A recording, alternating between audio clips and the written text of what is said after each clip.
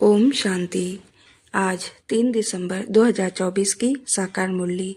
बाबा ने कहा, मीठे बच्चे, याद की यात्रा में अलबेले मत बनो। याद से ही आत्मा पावन बनेगी। बाप आए हैं सभी आत्माओं की सेवा कर उन्हें शुद्ध बनाने। बाबा ने प्रश्न पूछा, कौन सी स्मृति बनी रहे तो खान पान शुद्ध हो जाएगा। उत्तर में कहा, यदि स्मृति रहे कि हम बाबा के पास आए हैं सचखंड में जाने के लिए व मनुष्य से देवता बनने के लिए, तो खान पान शुद्ध हो जाएगा, क्योंकि देवताएं कभी अशुद्ध चीज नहीं खाते। जब हम सत्य बाबा के पास आए हैं सचखंड पावन दुनिया का मालिक बनने, तो पतित अशुद्ध बन नहीं सकते। ओम शांति। रूहानी बाप रूहानी बच्चों से पूछते हैं, बच्चे, तुम जब यहाँ बैठते हो तो किसको याद करते हो? अपने बेहद के बाप को। वह कहाँ है? उनको पुकारा जाता है ना, हे पतित पावन। आजकल सन्यासी भी कहते रहते हैं, पतित पावन सीताराम, अर्थात पतितों को पावन बनाने वाले राम आओ। यह तो बच्चे समझते हैं। पावन दुनिया सतयुग को, पतित दुनिया कलयुग को कहा जाता है। अभी तुम कहाँ बैठे हो?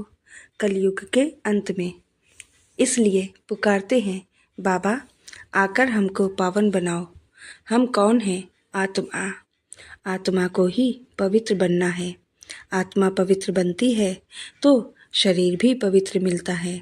आत्मा के पतित बनने से शरीर भी पतित मिलता है। यह शरीर तो मिट्टी का पुतला है, आत्मा तो अविनाशी है। आत्मा इन ऑर्गन्स द्वारा कहती है, पुकारती है, हम बहुत पतित बन गए हैं, हमको आकर पावन बनाओ। बाप पावन बनाते हैं, 5 विकारों रूपी रावण पतित बनाते हैं। बाप ने अभी स्मृति दिलाई है, हम पावन थे, फिर ऐसे 84 जन्म लेते लेते अभी अंतिम जन्म में हैं। यह जो मनुष्य सृष्टि रूपी झाड़ है, बाप कहते हैं, मैं इनका बीज रूप हूँ। मुझे बुलाते हैं, हे परमपिता परमात्मा, ओ गॉड फादर, लिबरेट मी। हर एक अपने लिए कहते हैं, मुझे छुड़ाओ भी, और पंडा बनकर शांति धाम घर में ले चलो। सन्यासी आदि भी कहते हैं, स्थायी शांति कैसे मिले?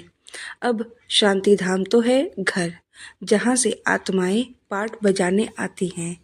वहाँ सिर्फ आत्माएं ही हैं, शरीर नहीं है। आत्माएं नंगी अर्थात शरीर बिगर रहती हैं।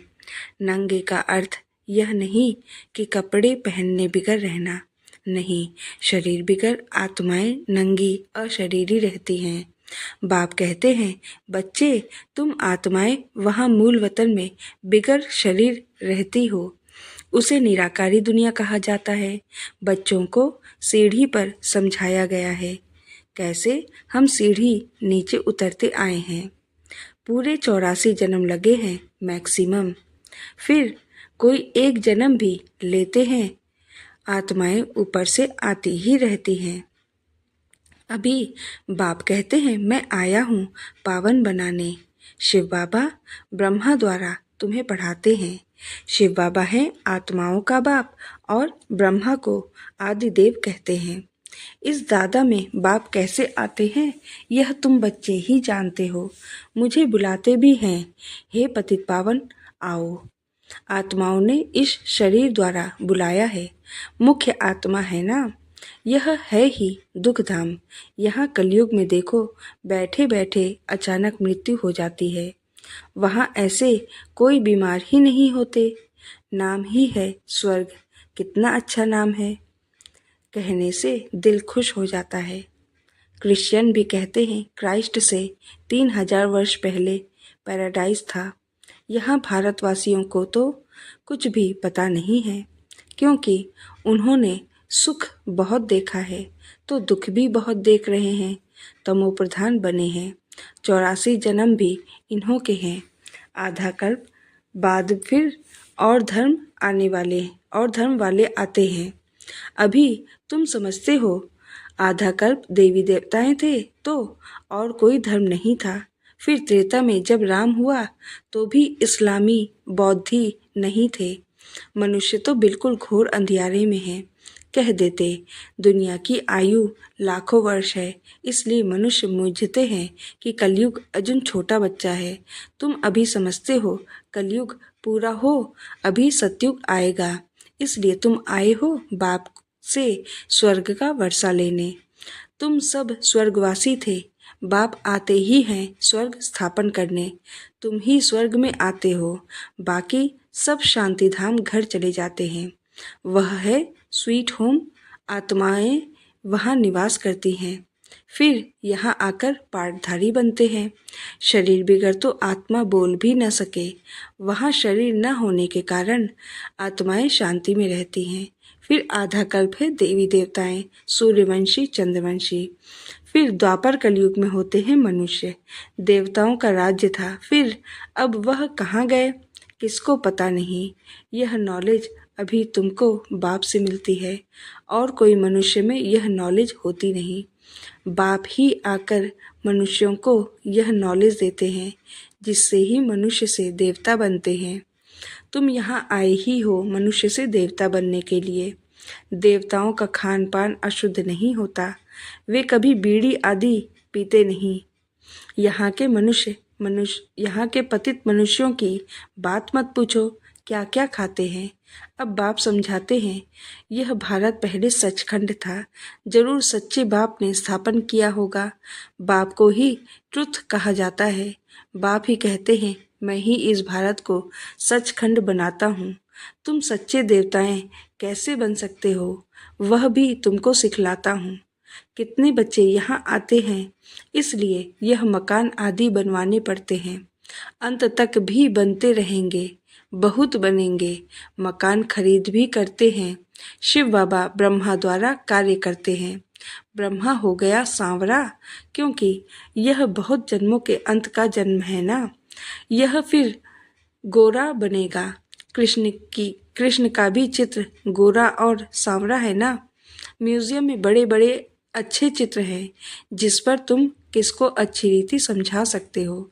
यहाँ बाबा म्यूजियम नहीं बनवाते हैं, इनको कहा जाता है टावर ऑफ साइलेंस। तुम जानते हो, हम शांति धाम अपने घर जाते हैं, हम वहाँ के रहने वाले हैं, फिर यहाँ आकर शरीरले पाठ बजाते हैं। बच्चों को पहले पहले यह निश्चय होना चाहिए कि यह कोई साधु संत नहीं पढ़ाते हैं। यह दादा तो सिंध का रहने वाला था, परंतु इसमें जो प्रवेश कर बोलते हैं वह है ज्ञान का सागर।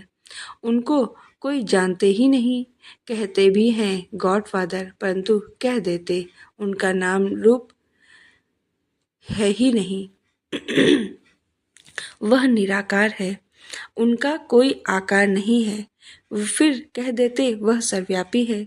अरे परमात्मा कहाँ है, कहेंगे वह सर्वव्यापी है, सबके अंदर है। अरे हर एक के अंदर आत्मा बैठी है, सब भाई भाई है ना। फिर घट घट में परमात्मा कहाँ से आया, ऐसे नहीं कहेंगे। परमात्मा भी है और आत्मा भी है। परमात्मा बाप को बुलाते हैं, बाप आकर हम पतितों को पावन बनाओ। मुझे तुम बुलाते हो यह धंधा, यह सेवा करने के लिए।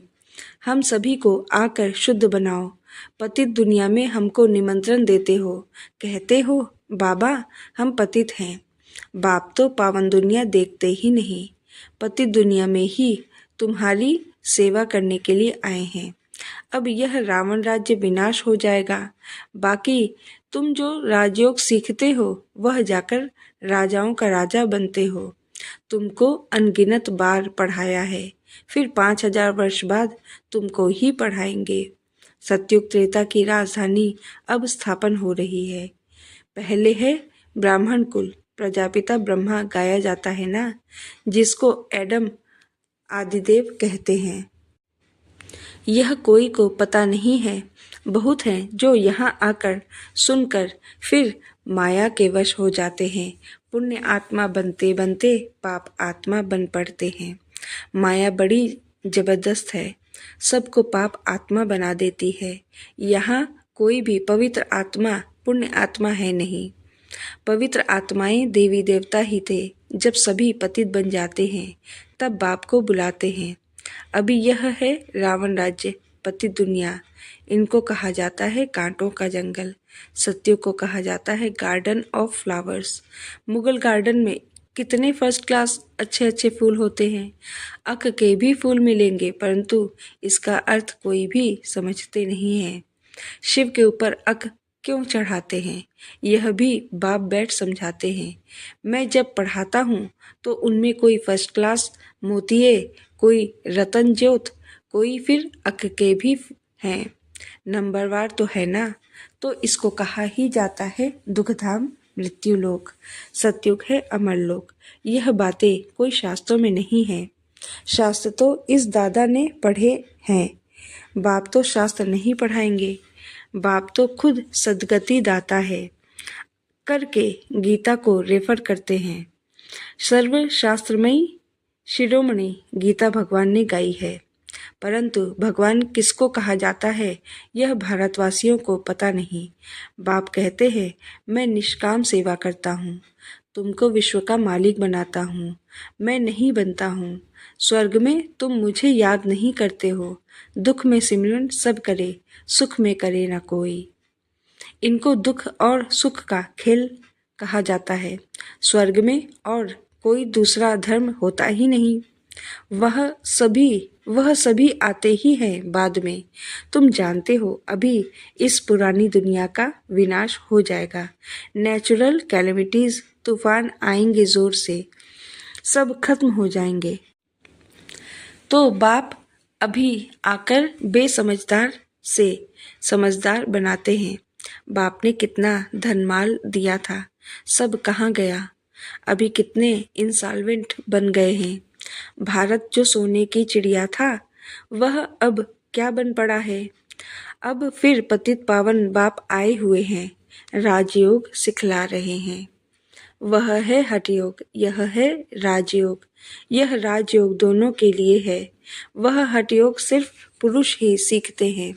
अब बाप कहते हैं पुरुषार्थ करो, विश्व का मालिक बनकर दिखाओ। अब इस पुरानी दुनिया का विनाश तो होना ही है, बाकी थोड़ा समय है। यह लड़ाई अंतिम लड़ाई है। यह लड़ाई शुरू होगी तो रुक नहीं सकती। यह लड़ाई शुरू ही तब होगी जब तुम कर्मातीत अवस्था को पाएंगे और स्वर्ग में जाने के लायक बन जाएंगे। बाप फिर भी कहते हैं, याद की यात्रा में अलबेले नहीं बनो, इसमें ही माया विघन डालती है। अच्छा, मीठे मीठे सिकी लधे बच्चों प्रति माता पिता बाप दादा का याद प्यार और गुड मॉर्निंग। रूहानी बाप की रूहानी बच्चों को नमस्ते। हम रूहानी बच्चों की रूहानी बाप दादा को याद प्यार, गुड मॉर्निंग, नमस्ते नमस्ते नमस्ते। शुक्रिया बाबा। धारणा के लिए मुख्य सार। 1 नंबर, बाप द्वारा अच्छी रीति पढ़कर फर्स्ट क्लास फूल बनना है। कांटों के इस जंगल को फूलों का बगीचा बनाने में बाप को पूरी मदद करनी है। 2 नंबर, कर्मातीत अवस्था को प्राप्त करने व स्वर्ग में उच्च पद का अधिकार प्राप्त करने के लिए याद की यात्रा में तत्पर रहना है, अलबेला नहीं बनना है। आज बाबा ने वरदान दिया, अपने मस्तक पर सदा बाप की दुआओं का हाथ अनुभव करने वाले मास्टर विघ्न विनाशक भव। गणेश को विघ्न विनाशक कहते हैं। विघ्न विनाशक वही बनते हैं जिनमें सर्व शक्तियाँ हैं। सर्व शक्तियों को समय प्रमाण कार्य में लगाओ तो विघ्न ठहर नहीं सकते। कितने भी रूप से माया आए, लेकिन आप नॉलेजफुल बनो। नॉलेजफुल आत्मा कभी माया से हार खा नहीं सकती। जब मस्तक पर बाप दादा की दुआओं का हाथ है तो विजय का तिलक लगा हुआ है। परमात्मा हाथ और साथ विघ्न विनाशक बना देते हैं। बाबा ने स्लोगन में कहा, स्वयं में गुणों को धारण कर दूसरों को गुणदान करने वाले ही गुरुमूर्त हैं। ओम शांति।